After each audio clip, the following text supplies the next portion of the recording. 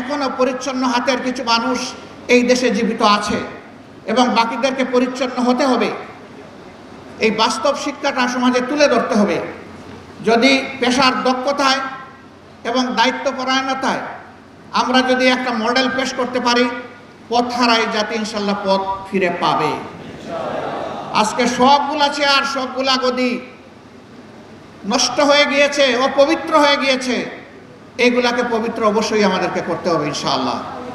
এর জন্যে ওই ক্ষমতা দখলের বা গদি দখলের লড়াই আমাদের কাজ নয়। দক্ষতার জায়গায় নিজের দক্ষতা ফুটিয়ে তুলতে হবে আন্তরিকতার সাথে। আল্লাহ যেন এই তৌফিক আমাদেরকে দান করেন। আল্লাহ রাব্বুল আলামিনের দরবারে আবারও শুকরিয়া আদায় করছি। এক মাস আগে যা কল্পনা করিনি, আল্লাহ তাআলা নিজেই তার কুদরতি খাজানা থেকে এই জাতিকে একটা মহা উপহার দান করছে। রব্বুল ইজ্জত, তোমার এই মেহরবানি শুকরিয়া আদায় করার শক্তি আমাদের নেই। তারপরে তোমার শেখানো ভাষায় বলবো আলহামদুলিল্লাহ রাব্বিল আলামিন। এ আল্লাহ, তোমাকে ভয় করে চলার তৌফিক আমাদেরকে দান করো। প্রিয় দেশ এবং জাতিকে ভালোবাসার শক্তি আমাদেরকে দান করো।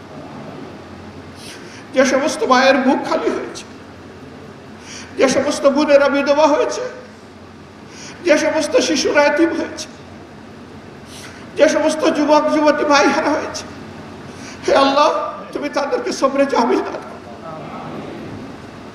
এই প্রত্যেকটা পরিবারের ক্ষতি তুমি পুষিয়ে দাও। এখন যাদের উপরে রাষ্ট্র পরিচালনার দায়িত্ব আছে, তারা যেন কখনো এই জাতির আশা আকাঙ্ক্ষার বাইরে চলে না যায়, তাদেরকে সেই শক্তি দান করো। তাদের জন্য, তাদের কারণে যেন আবার নতুন করে এই জাতির ক্ষতি না হয়, তাদেরকে তুমি হেফাজত করো। সকল চ্যালেঞ্জ ঐক্যবদ্ধ জাতি হিসাবে আমাদেরকে মোকাবেলা করার শক্তি তুমি দান করো। সর্বাবস্থায় আমরা তোমার সাহায্য চাই।